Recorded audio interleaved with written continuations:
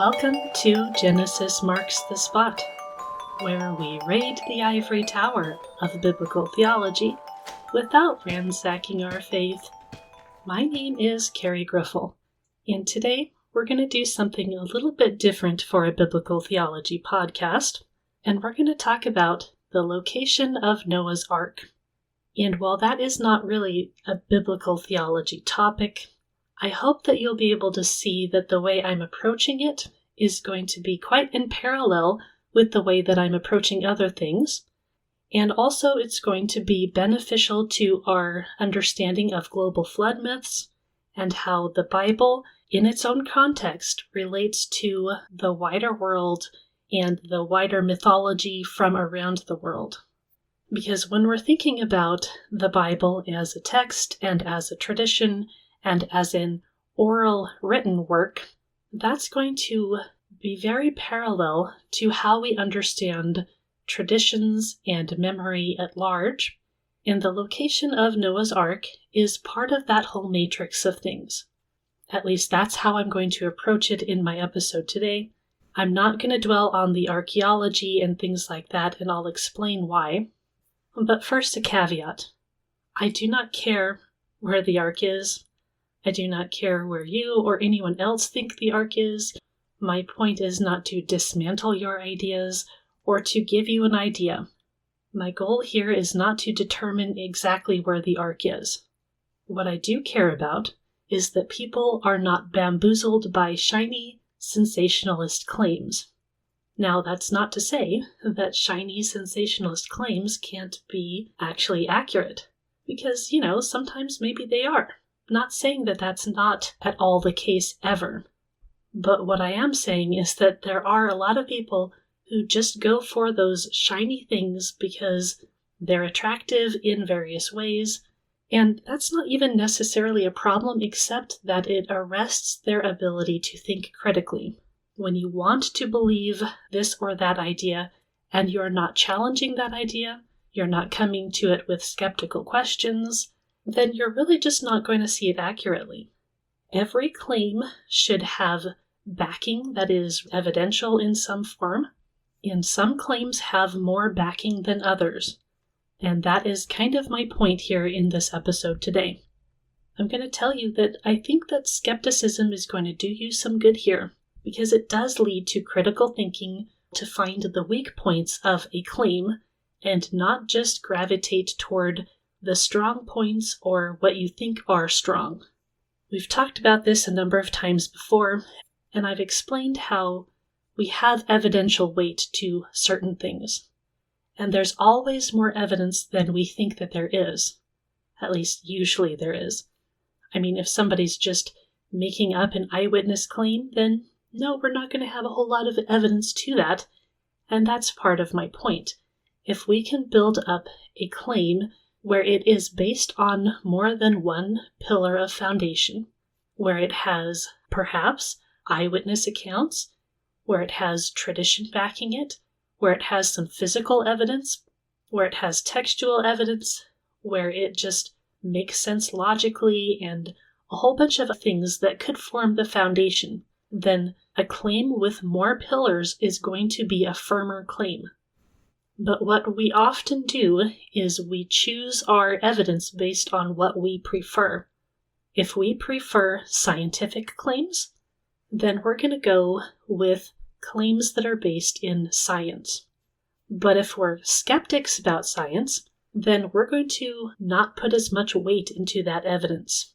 Some of us put a whole lot of weight into evidence from an eyewitness or somebody's personal account. And so we're going to put more weight in that piece of evidence than we will in another piece of evidence.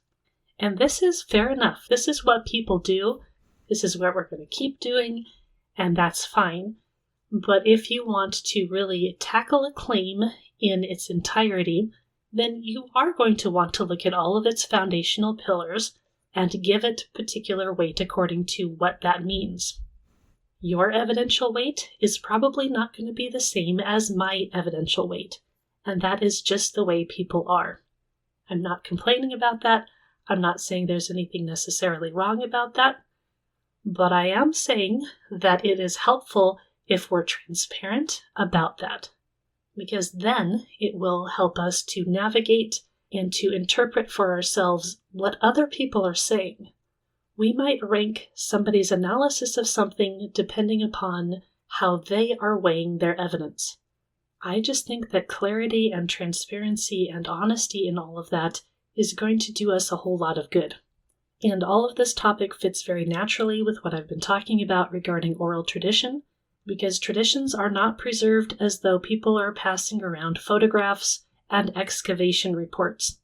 They are preserved through memory, through retelling, through localization of ideas, through the concept of sacred geography within a particular people, and within their communal identity.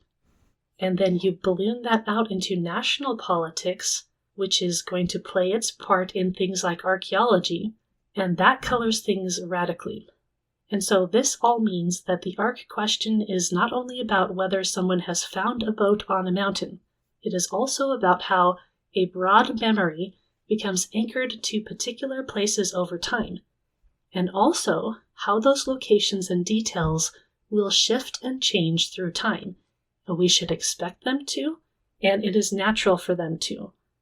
That same set of questions is going to be useful later when we turn to global flood stories, because there, too, we will need criteria for asking what kinds of details are stable, what kinds are flexible, and how traditions connect themselves to landscapes and communities. All right, so regarding the location of the Ark, the biblical text does not name one single peak. Genesis says that the Ark rested on the Mountains of Ararat. This is in Genesis 8, verse 4. And this is already broader than the popular assumption that Genesis must be referring to the modern volcanic Mount Ararat specifically. So here's our first controlling fact for our conversation. The text itself gives a mountain region horizon, and it's not narrowing it to a particular summit. So we are going to start our question as a problem of historical geography before we enter into the conversation of archaeology and modern discovery. This is necessary because we are rooting our story of the flood within the authority of the biblical text. So with that as our anchor point here, the word Ararat is tied to a wider region, and so that is the frame of our conversation to start with. And if that's the case, then later mountain identifications have to be judged in relation to that frame and not the other way around. But the problem with that is that people will still take this phrase, Mountains of Ararat, and they'll try to narrow it down into a very specific set of mountains so that they can get to their preferred location of Noah's Ark. But the region we have in mind here is just too broad to even tie it down to a particular mountain range. All right, so we are not treating all location claims as belonging to the same evidential tier. That's our first point of conversation here. But we do have different levels of data, we might say, and we could rank them in some form. And this is my suggestion of how we might rank these levels of information we have. First of all, I think we should mark as primary the biblical and regional data first and foremost, because the Bible is our authoritative text. Second of all, I think we can rank early tradition as being our next kind of step here. So if we have early traditions and early texts that suggest that the Ark is in a particular area or on a particular mountain, we should give that more weight. That's still not as heavy as the biblical weight that we have, but it should still be fairly prominent in our minds. At least that's how I rank these things, because I'm approaching it in the same way that I am approaching biblical theology in general. And that is with the idea that we should understand early tradition as being part and parcel to how we interpret things. Now, our third level, we might say, is that we have later symbolic or national identifications. Now, these are going to hold less weight, perhaps because they're going to be tied to current day national politics at the time. Those may or may not tie to the early tradition locales. And then finally, the last thing I would rank here in my category of data are all of the claims of modern discovery. Now, I know that the claims of modern discovery are going to be tied to scientific investigation in theory, or perhaps they're tied to eyewitness accounts. And so, naturally, as modern people, we do tend to take either eyewitness accounts or claims that come from technological discovery. We're going to rank those pretty high in our evidential claims. And I'm ranking it pretty low. And I'm not claiming that this is the only way you can rank the data. I'm just being transparent at the way that I am doing so. For myself, I think that the location has to be tied to the biblical location. And while the early traditions might be wrong, the fact that we're working within an oral world still, then that's going to give us more weight for oral tradition. That doesn't mean it's right. It could be entirely wrong. They could have had their own reasons for deciding a particular location that has nothing to do with an ancient tradition. That's entirely possible. But here's the thing about my last rank that is connected to modern discovery claims. If you want me to be confident in your scientific discovery, if you want me to be confident in your eyewitness account, then those are going to have to accord to certain parameters. And frankly, the parameters we have regarding the eyewitness accounts or the modern technological discoveries, they just don't pass muster. There's not enough information in them for me to be confident about them. And let me go ahead and back up here again, because I really want to make it clear that the evidential field that we have, all of the evidence we have, every bit of it, from the Bible to early traditions to historical interpretations to modern discoveries, all of it is uneven. It just has to be. That's just the way evidence is. And so again, I'm putting each of these categories and giving them different weight because of where they're stemming from, and the fact that I can either be more or less confident. If there was more scientific data to draw upon, if the eyewitness accounts were backed up by either real material or further investigation, then I could put those as a higher evidential rank. But frankly, that is not what we have in the data. So I am treating all of those modern sites as being up in the air because of all of that. If we had more data, if we had more science, if we had more evidence from the eyewitness accounts that don't change over time, by the way, and most of them do, if we had more data, then I could put that last layer a little bit higher in my evidential weight. But since we don't, I'm ranking it pretty low. Now, all of this really exposes how sacred geography gets built over time. And our modern tendency is to just collapse it all. It's to say, look, people have built shrines here on Mount Hermon for thousands of years, and therefore all of that goes back to Genesis 6. Well, hold your horses here. What evidence do we actually have that claims something like that? Why does it all have to stem from one place instead of everybody deciding, hey, look, there's this really high mountain over here. It obviously reaches into the heavens, and the heavens are where the gods are, so therefore this is a sacred place. That could be as much of a reality to why we have shrines in certain places as the idea that it all stems from exactly one story. And so our modern seekers try to turn these inherited memories that may come from different places, and we try to force it into archaeological or apologetic proof of something that we want to prove. And the Ark question is therefore not only about one landing place, it's also about how texts, memory, geography, and evidential claims all become entangled together. And personally, for myself, that's what drives my question.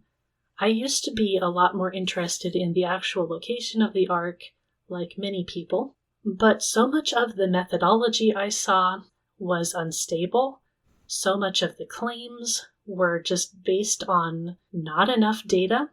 And the modern interest in ark locations is often driven by the hope of material confirmation. And, I get it. That's kind of what we do today. And so that's why we have all of these locations that are very attractive to us and that we want to decide on one or the other. And all of those locations matter pretty deeply because they shape popular imagination, they shape apologetic discourse, even if the underlying evidence is weak, disputed, or is just methodologically bad. All of those ideas are going to matter because of how they shape our imagination. So I said that I don't really care where the ark is or what your opinion is on it, and I'm not trying to convince you one way or another of a particular location. My second caveat for this episode is that I don't want to turn this into a simple insider versus outsider framing of the whole issue. The recurring concern is not whether a claim comes from an academic source or a layperson or an enthusiast, but again, whether the claim has the kinds of evidence that is needed to bear good weight. So we are looking at the provenance of the idea, we're looking at the chain of custody of any artifacts, we're looking for independent verification, and even if you're not in the academy, you can get independent verification of things. We're also looking at environmental plausibility and a strong control against alternative explanations. Just because you are a layperson, just because you're an enthusiast, doesn't mean you can't come up with really good evidence and really good scholarship, even outside of the academy. Two good examples of that are George Smith, who brought us the Babylonian texts of Gilgamesh. And then, of course, we have the Dead Sea Scrolls, first found by a Bedouin shepherd, so it's not that outsiders are a problem. The problem comes when we have unverifiable or weak claims that are not controlled by anything exterior to the person who found it or who claims it. So my question is, what is being claimed, and how does it fit within the regional model, within ancient tradition, within the symbolic status of different nations and locations and language, and how high are the standards of proof here? It is important to know who is making the claim. It is important to know what the data type is, because a photograph is not as good as a radar scan, but a radar scan is only going to give us so much because it could be uncovering geological formations instead of man-made formations. Do we have any soil chemistry done? Do we actually have a wood sample? Do we have an artifact? Do we have any kind of excavation report? And is that excavation being shared with anybody who is not in the inner circle of the provenance to begin with? If we do have artifacts, what is the chain of custody of those artifacts? Where are they now? Who handled those? Is there anybody outside the original group or people who found the artifact? Are they testing them? Are they verifying them in any way? If you want to make a scientific claim, then you need to seat it within scientific principles, which does include some sort of control factors. We need independent verification, and that does not have to happen within an academy setting. So the idea that, the academy is silencing things, well, they can silence things within peer review, perhaps, but the people who are just like, well, I have this evidence and I have this information, but the academy is silencing me. The question is, have you even tried to get it peer-reviewed? And if you get pushback within one academy, then are you going anywhere else to try and get it independently verified? Because people just don't. They like to claim that they're being silenced and that the academy is against them, but it's not like there aren't independent labs that have nothing to do with the academy that they're complaining about. It's not like they couldn't just invite outsider observers in, who don't own any of the donkeys in the circus that they're trying to promote. If you're an investigator and you are just going somewhere with your own team and you are not bringing along any skeptics, then I'm going to be skeptical of what you're doing. I just am. I don't care about what the Academy is doing. You can find somebody who is skeptical, you can bring them along, and you can have them verify what you're doing. If you're not doing that, then I'm frankly just not going to trust the science that you're doing, because I'm not sure you're doing science. And anybody who brings forth a claim, who is honest, ought to be exploring the alternative explanations to their own claims. That's the person I'm going to trust the most. Are you considering that the formation you see might be just geology? Maybe it's pareidolia? That's the concept where we will tend to see images that are not there. You see the face in the wall out of random patterns. You see an ark in a bunch of rocks, and it happens to be the shape and the size of the ark, and so it confirms what you think you're seeing, but it's also a bit ridiculous because you'll see the complete, perfect formulation of the ark in some of these pictures, but then they will go on to claim that, well, yes, of course the wood is not there anymore. Well, which is it? Is it there or is it not? So if the claim isn't consistent across what you're saying, well, I'm going to be skeptical of it. Are we controlling for the intrusion of modern wood versus ancient wood? Are we controlling for contamination factors? Are we watching for misdating? Are we dating using various methods and not just one? Are we accurately reading radar or scanning output? If you're doing really good science, you're going to make sure you're doing all of those things right. And you're going to put in as many controlling factors as you possibly can. It's good practice, first of all. That's what science should be. And it's going to provide a buffer for people who are going to be critical of you. And you should just presume that people are going to be critical of you. So do the work to limit those critiques as much as possible. If you're not doing that, then I'm just not going to trust you very much. There is a certain discipline people should have in place if they're going to make a big claim. But of course, maybe they really don't care if people believe them or not. So they're going to be lazy. They're going to not care about having independent verification because they know that a certain segment of the populace will believe them no matter what. Science is constrained, and there's only so much that a scientist can claim with certain amounts of data. And so this is partly why I find the mytho-historical traditions a little bit more interesting, because we can actually look at the texts, we can look at the language, we can look at transmission history, and we can look at those things in context and study all of that. And it's not reliant upon people who are just not giving us really great science because they didn't put all the controlling factors in place that they needed to. If they did, I would be absolutely fascinated and riveted by their exploration. But since we don't have that, then I think that the next good thing we can look at is the tradition history. And so that's why I have the methodological model that I have in place, because it prioritizes things in the way that I am already prioritizing things. I prioritize the biblical text. I prioritize tradition in a way that understands that it will change through time, and that the earliest traditions are probably a little bit closer to the actual textual understanding. That is my approach to Scripture.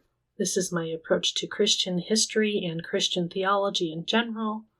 And so this is also my approach to the location of Noah's Ark and other archaeological finds. So let's go through a little bit of this information. I do not intend for this episode to be exhaustive in looking at all of the possibilities, because I am interested in giving you a methodology that you can use, that you can consider, and feel free to adjust for your own needs, as if I could stop you anyway. So the phrase Mountains of Ararat is the basis of what we have in Genesis. Now, of course, we could expand it a bit and seat Genesis 8 within the context of Genesis 1 through 11, and people have done that, and they've decided that maybe the Mountains of Ararat are less in Turkey, and they're a little bit more east, and they do that because of what's going on later on with the people in Mesopotamia in Genesis 11. So there's a little bit of flexibility here, a little bit of indeterminability, where we can't quite exactly say where the Mountains of Ararat even are. But it is quite likely in the wider Urartu horizon in ancient Near Eastern geography. And we put that there, especially because an ancient Israelite or Judean reader would have understood it in this certain context. They probably would not have stationed it more east, or in other words, more towards Mesopotamia. And then we go on and we look at translations of the biblical text. The Latin Vulgate, in particular, is interesting because it renders Genesis 8 verse 4 with the sense of the mountains of Armenia. So that's even a little bit more particular, showing an early reception pattern that treats the phrase as a broader mountainous territory rather than a particular summit, but it does narrow it down just a little bit. The Book of Jubilees also helps that. So we have already some earlier interpretations which kind of constrain the Mountains of Ararat to a more particular place, but it's still not a mountain, and it's still not even a particular mountain range. It's a fairly large region even so. And a lot of our modern archaeological claims do fit within this realm.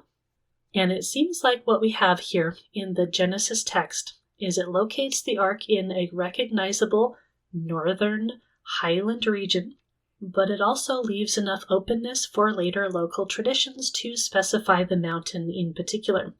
Whether or not they're accurate, we can't really judge that without more evidence.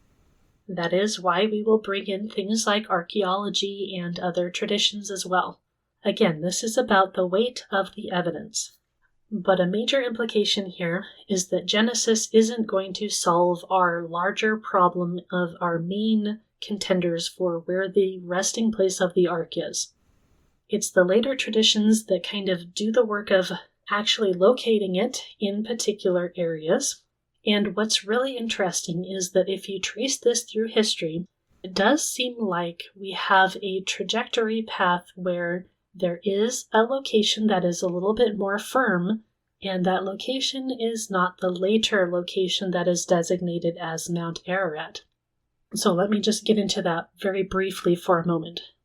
We have two of our major contenders. We have Mount Ararat as the named volcanic mountain. It's a very imposing mountain on the landscape in the area. And so if you're in this area, you're like, yeah, well, obviously this is where Noah's Ark landed because look at this high mountain. When you're thinking about the waters receding, then the tendency, I think, is to consider that, well, of course, Noah's Ark is going to rest on the highest mountain. The idea is that Noah's Ark is going to rest on the first mountain that comes out of the flood. And I don't think we can really presume that, first of all, because the dove found something living, something growing. So when Noah sends out the dove and the dove comes back with the green branch, then that means we already have a portion of the mountains that are showing above the flood. Just logically thinking about the story. And that our tallest mountains do not have green plants just living on the very top of them. So when Noah's Ark comes to rest, it does not have to be resting on a high mountain. In fact, it would be really weird if it was. It's quite likely that it's resting on a smaller mountain than the highest ones. That doesn't negate the Mount Ararat location, and of course we can understand plate tectonic shifting and the fact that just because a mountain is permanently covered by ice and snow now, doesn't mean it has to have been covered by ice and snow back then, and so on and so forth. But it does mean that we should not presume by necessity the ark is going to rest on the highest mountain. Because after we have the waters receding, it was quite some time still before the ark actually rested. So it's perfectly fine for the ark to rest on a lower mountain. So we have, on one hand, this really impressive mountain, Mount Ararat, and it has going for it the fact that it's just named Mount Ararat. And then on the other hand, we have another really solid option of Mount Judi. And Mount Judi has a lot going for it as far as tradition. It seems to be earlier attested than the Mount Ararat location. We have earlier traditions holding more weight in my hierarchy, but it is much less impressive than Mount Ararat. So you can kind of see how we have different ideas going on and different ways that people are going to be thinking about this. But either way, Genesis does not settle the matter between Mount Ararat and Mount Judi. Now, of course, we're going to go look at the ancient Near Eastern flood mountain. And in the Epic of Gilgamesh, we have it recorded as Mount Nisir. And some people will actually want to say that Mount Nisir is the resting place of Noah's Ark, even though this is from the Epic of Gilgamesh and not from the book of Genesis. Now, the reason that they would be doing that is because they have a different hierarchy of priority than I do. I am prioritizing the book of Genesis, and after that I'm prioritizing the earliest traditions. But if you put the earliest traditions as the top part of the hierarchy, then you're going to want to go with Mount Nisir. Again, this is just how different people are going to weigh the evidence in different ways. But it's clear Genesis and Gilgamesh are not preserving the same mountain, and that's significant because there's overlap and divergence. Overlap in the broad flood mountain pattern, divergence in the actual location, and it could be that this shows how different traditions and different people groups will localize the account in different ways. That's going to matter with our later and less weighty options.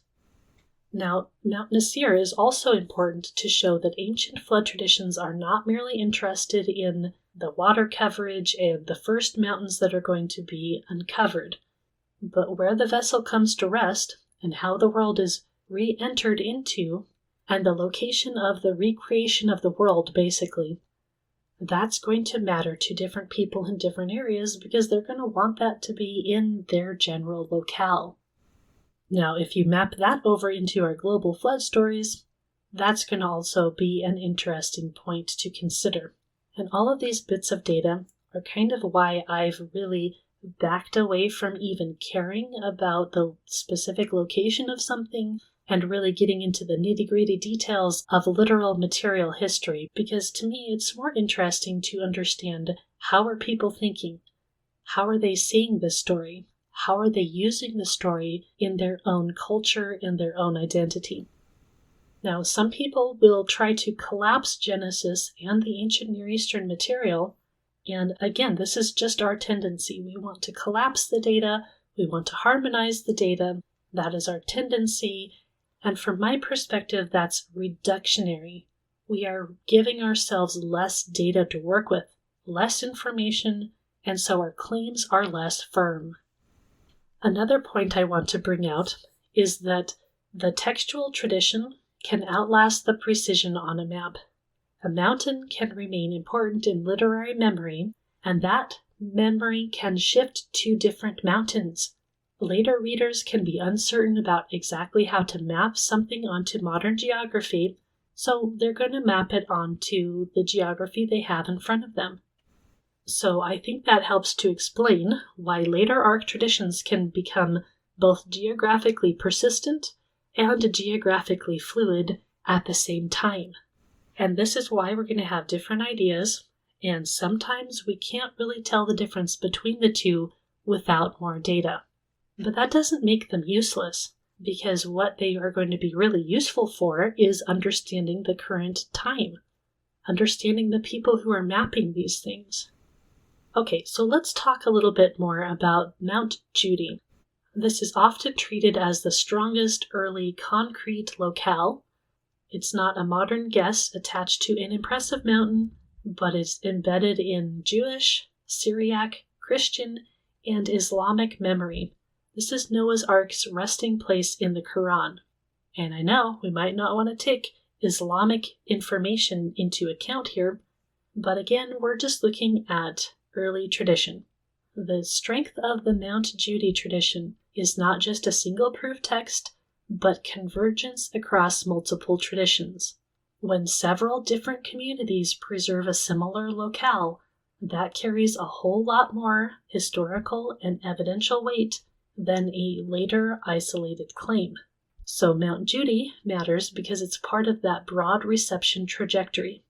And this includes Berosus, it includes Josephus.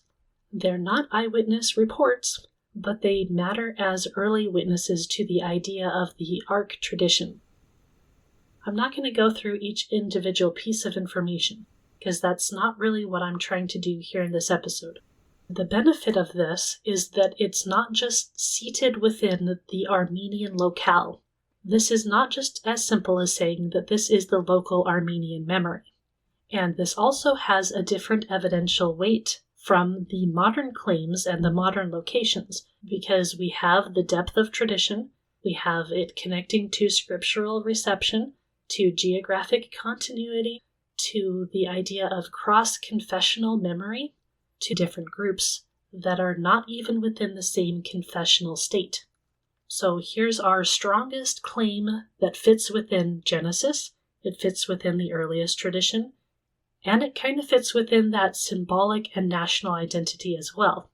The only question is whether or not, now we can ask fairly whether or not it fits within the archaeological claims, but again, I personally think we need a whole lot stronger of archaeological claims to make any claims of archaeology at all.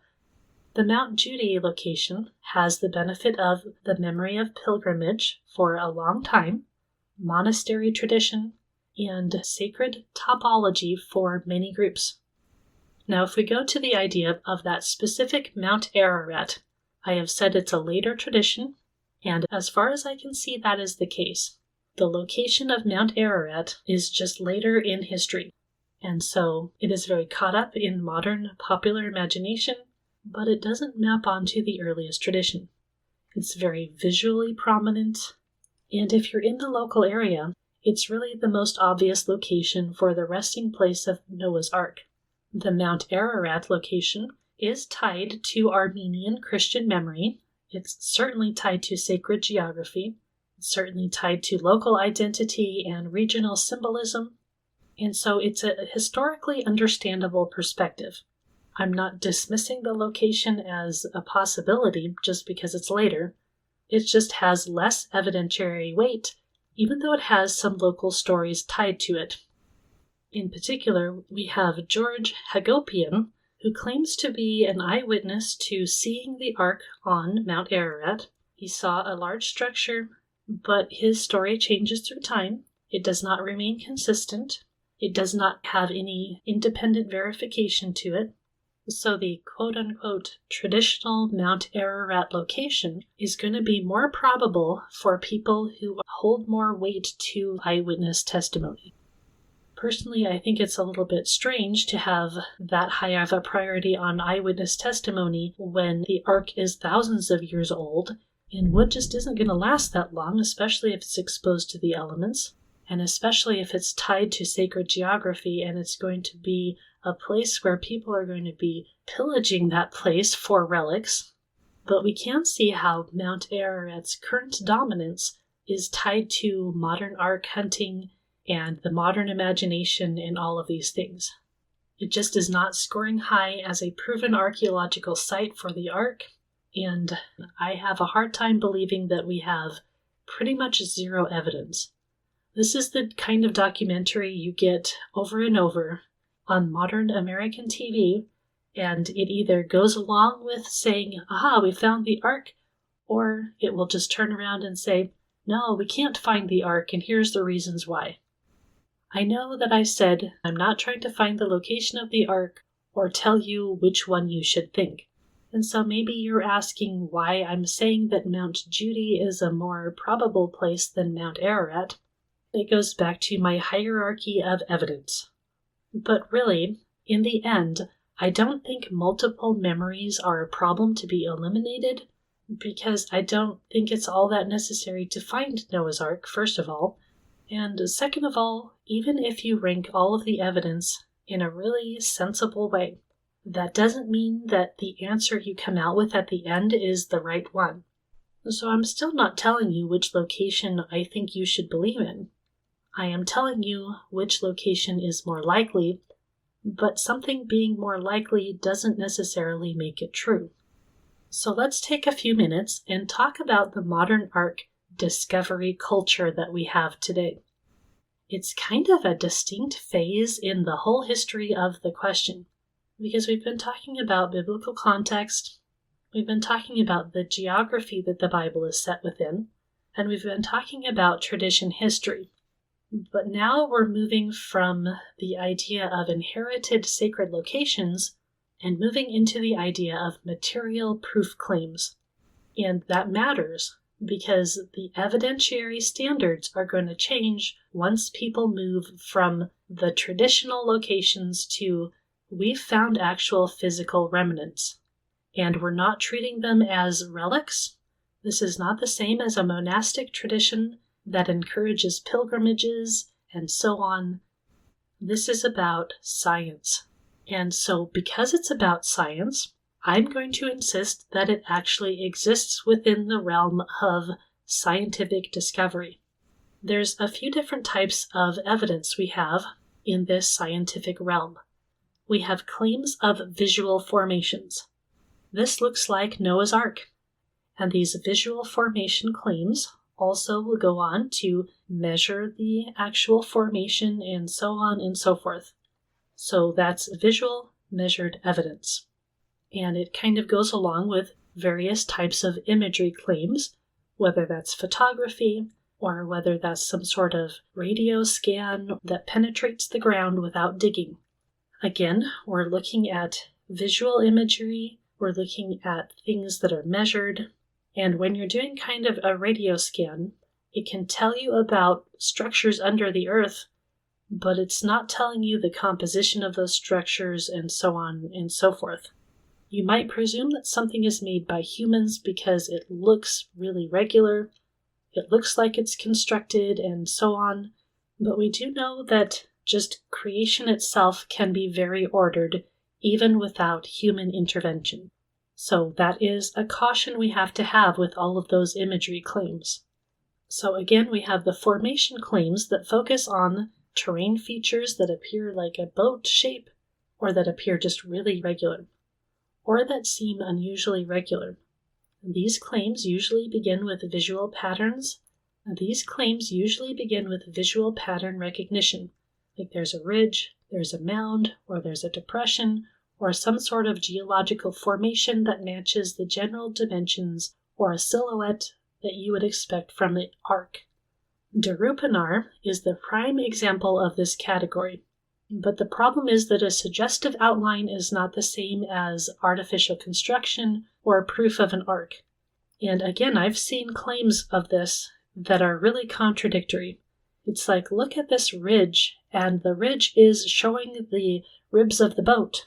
But then the same people, the very same people in the same documentary will turn around and say, well, yeah, the wood isn't there anymore, but we've also found these metal rivets. And it's like, well, how do you have the shape of the boat if there's no boat there to actually produce the shape? And the formation claims are tied to the imagery claims, as I said, where we are relying on photographs, including aerial photography, satellite images, drone footage, or some sort of radio scan that seem to show the hidden structure. All of that gains a lot of traction because the images feel really persuasive and a really strong piece of evidence. And when you have it overlaid with the graph and all of these things, it looks really formal and really official and very definitive. But just like a text, an image must be interpreted. A radio scan has to be interpreted. You could have rock formations, or you could have somebody who's built something, and that could look the very same. And we have to remember, wood is soft. Even if Noah's Ark would have been such a sacred object that they wouldn't immediately do something with it, well, we know the tendency of people and the fact that people love to pillage sacred locations. So if the ark is just kind of barely under the surface to the point where you can see the outline of it, it's very hard to see how that would remain there throughout history in such a way as to produce these kinds of images. So we have the idea that something looks like it. It's not really very firm, right? We have imagery which seems a little bit more substantial, still not firm, but then we have the claims of artifacts, either wood or metal. But if somebody is making a scientific claim, I'm going to insist that they ought to apply scientific standards. We need controls, we need independent verification, we need a chain of custody that is very clear, and we need to tackle the alternative explanations. If we are not demanding that the strongest non-ark explanation stay on the table, then we're not really dealing with the data in an honest way. Not until we have even more firm evidence than we do now. I have never seen a single documentary on finding the location of the ark that is fully honest. I'm sorry, but I have not. What I do see is that they'll show a picture of this metal rivet that somebody found, and then they'll go on to show a scan that seems to show that, look, we have all of these rivets in the ground in this regular fashion. We don't have any of the wood, even though this is the location that is supposed to be evidence of the formation, so I'm not sure how we're getting a formation without anything that actually formed there. But I've just never seen a documentary that doesn't play fast and loose with the data, that tries to show and prove a location. I have seen more skeptical documentaries, which will provide the location ideas, and usually they end up saying, well, we can't really know because the wood is not going to last, because it was so long ago, because people are going to scavenge it, and so on and so forth. But again, there is just not enough accessible data. There's not enough work done, and the explanations often state more than they possibly can state. Just because we have something that appears to be rooms does not make them rooms. And if you're trying to prove something from the perspective of apologetics, to say, look, the flood really happened, Noah really built a boat, it really is right here and we can see it. Well, if that's your goal, then in my opinion, you ought to be more ruthless about the kinds of data that you're going to allow. Because if you want to prove something to a skeptic, you're going to need bulletproof evidence, and you're going to need a lot of it.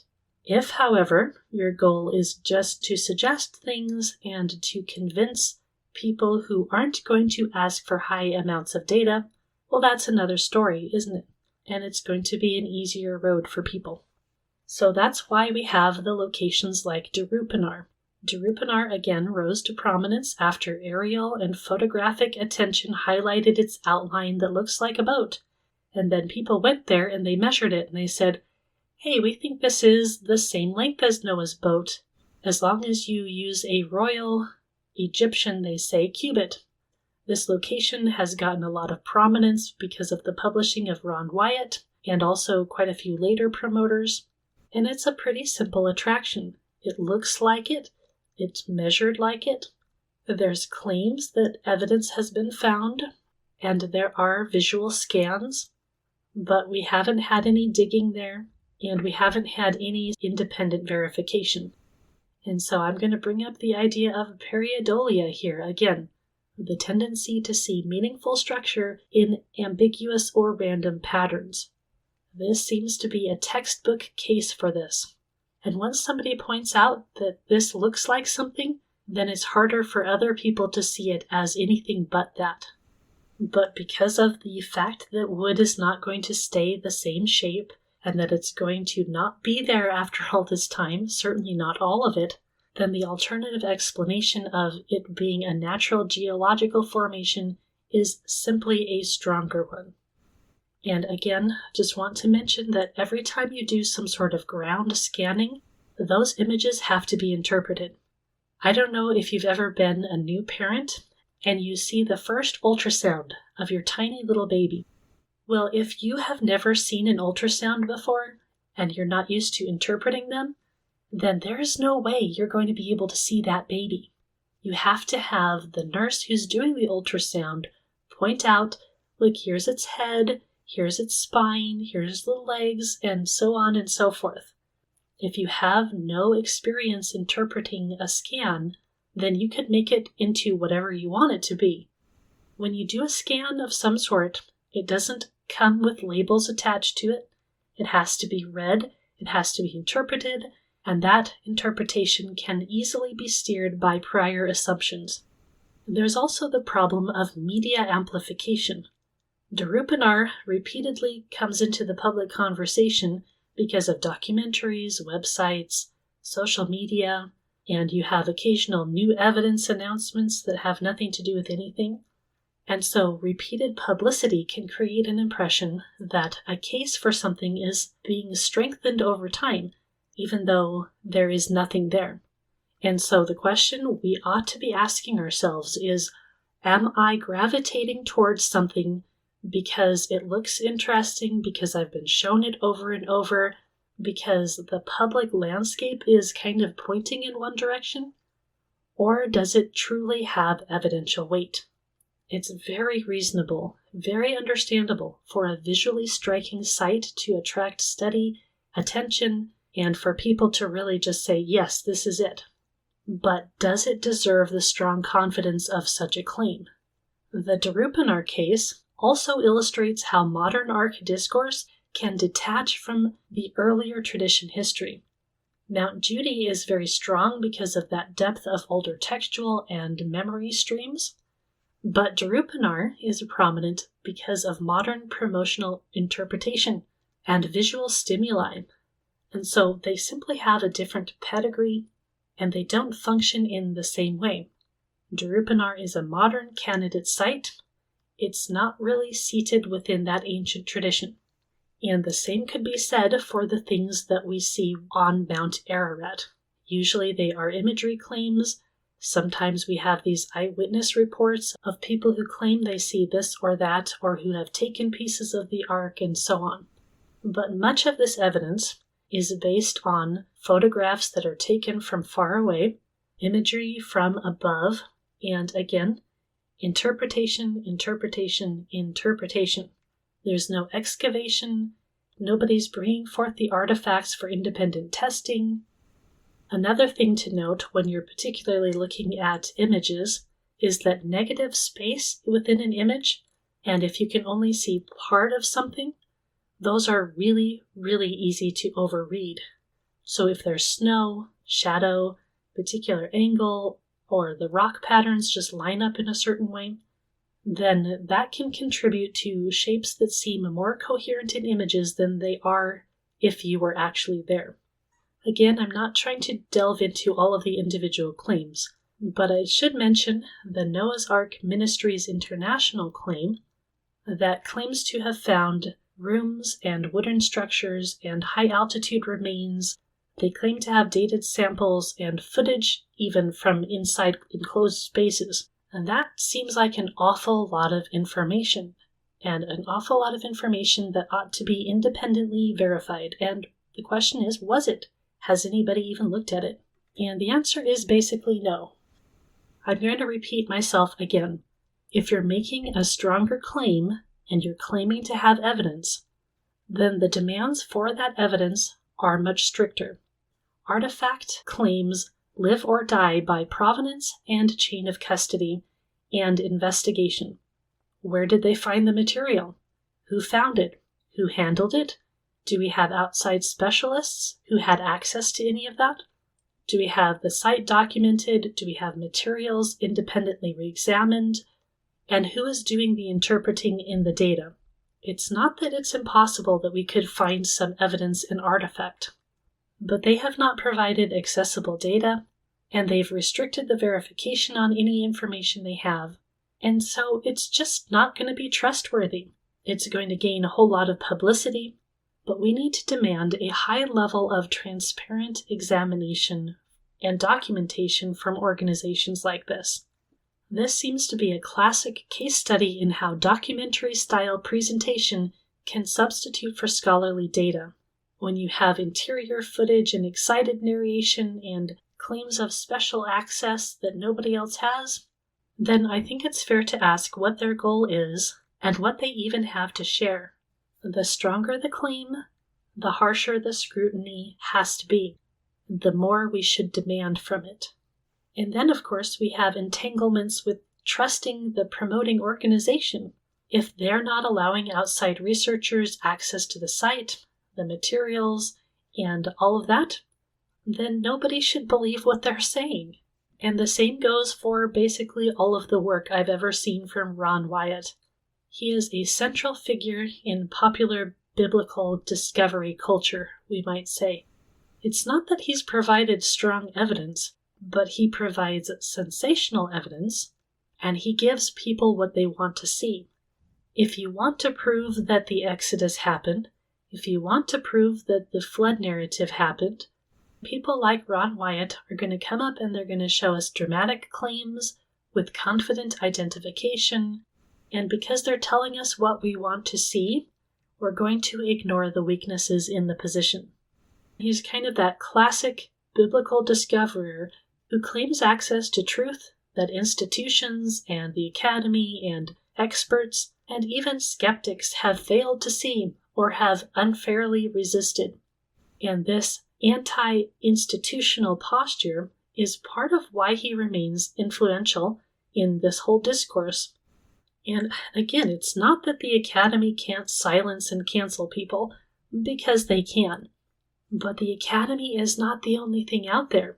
And if you're relying upon the academy who's trying to silence you, and that is the only way that you're claiming that you don't need to have any independent verification, well, I'm sorry, but I'm going to think that you are a fraud.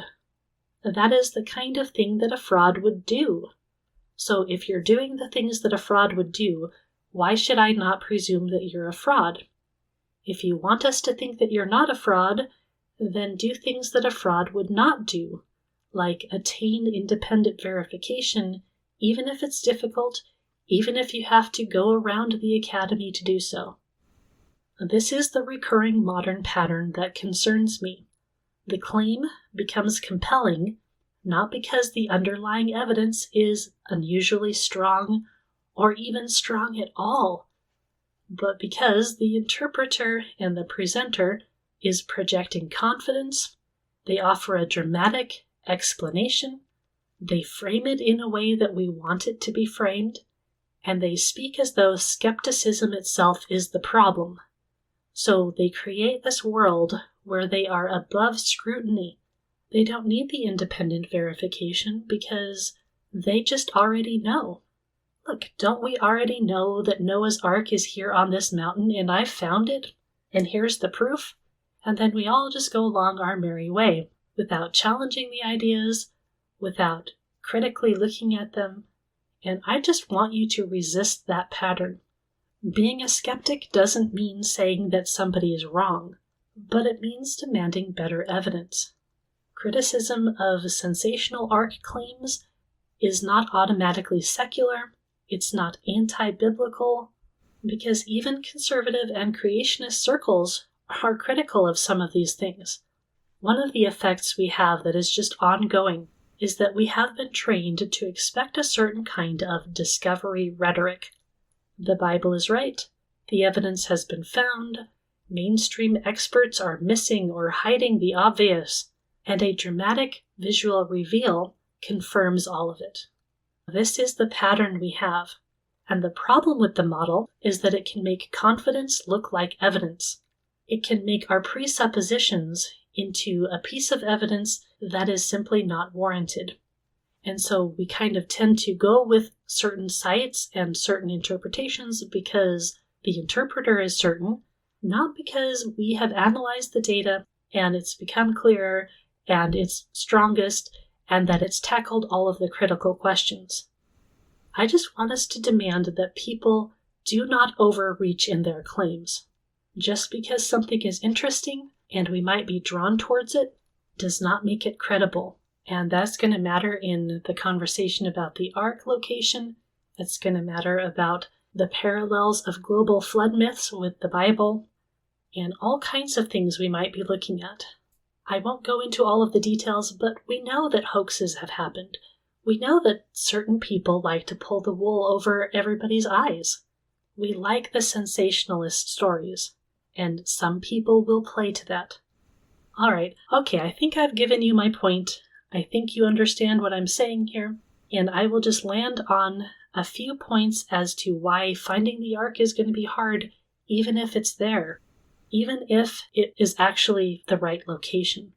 You probably already know all of this, but I'm going to list it out anyway. The first obstacle we have is the material fragility of the wood.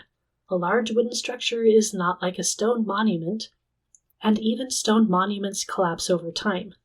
So we have the wood that is vulnerable to rot, to moisture, to fragmentation, collapse, burial, scavenging, and human reuse. That's a lot of ways that a boat is not going to stand the test of time over thousands of years, especially if it's in a location that people know about.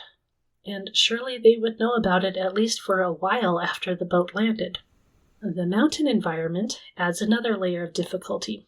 We have glaciers, freeze and thaw damage, erosion, landslides, seasons, plate tectonics. Sometimes we have volcanoes, and just general shifting surface conditions. We really should not presume that it's going to be in recognizable form, even if it existed. But human activity is surely a huge factor. If the boat was not repurposed to build things with originally, then people are going to treat it like relic material.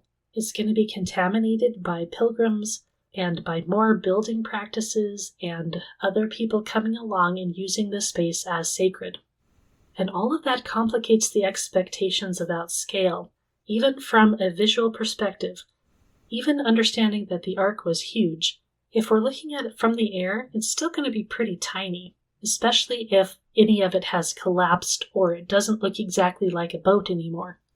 Another problem is access.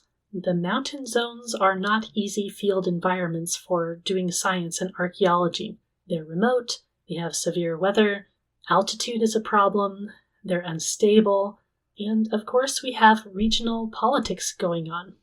And even if you were to do some sort of study, we still have that layer of interpretive ambiguity to get over. How do you separate what is the boat from what is natural features that look structured and so on? And then, of course, we have chronology as a problem. When did the flood happen? How long ago did it happen? How much human habitation has happened since then? And so the absence of definitive evidence shouldn't surprise us, and it should kind of lead to easy confirmation claims when people think, well, I just need to find a little bit of evidence. That will be enough. But of course, we have a range of evidence claims. From, I've just found a metal rivet, to here's a little bit of wood, to, oh, we have found whole intact rooms that we can actually enter. The practical takeaway of all of that is that the Ark question sits inside a high-difficulty evidential environment with perishable material, harsh conditions, immense time, human disturbance, limited access, and interpretive uncertainty. So, that's kind of why I prefer the data from the traditions and things like that, because frankly, that's a little bit easier to deal with, even though it itself is not easy to deal with. Now, none of this means we have to be agnostic or not care about it, but we should be careful with the material we have, and if you want to go down these rabbit trails, more power to you. But I just suggest graded confidence and not presuming that you will just find the answer.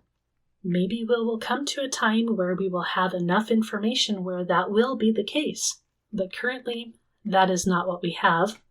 And skepticism doesn't mean doubt, it just means you're trying to do really good critical thinking.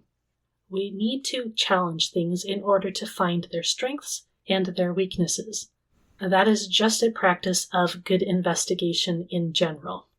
So come up with your own weighted map of evidence and then plot things on there. At that point, you can come to what you can say strongly, what you can say provisionally, and what you can really doubt highly.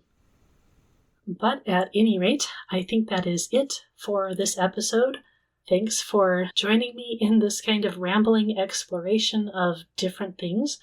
I know you probably wanted a lot more detail about the different ark locations and all of that, But that stuff is really easy to find in all of those really fun documentaries that you can watch.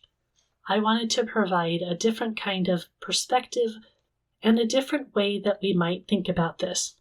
So I really hope that that is helpful to you.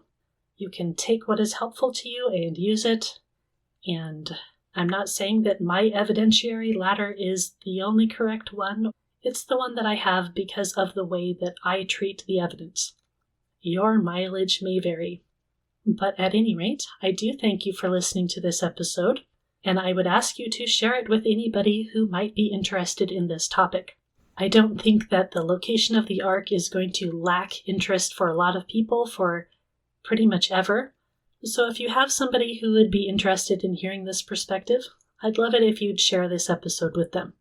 You can also come on to my biblical theology community and talk about it there.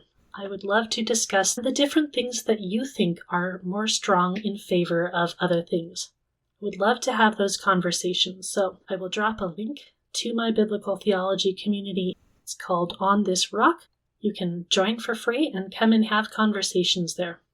But thank you for listening, and thank you especially to all of my financial supporters who support me on Patreon and PayPal and in my community.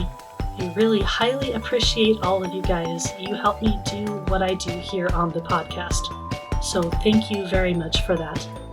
But at any rate, that is it for this week, and I wish you all a blessed week, and we will see you later.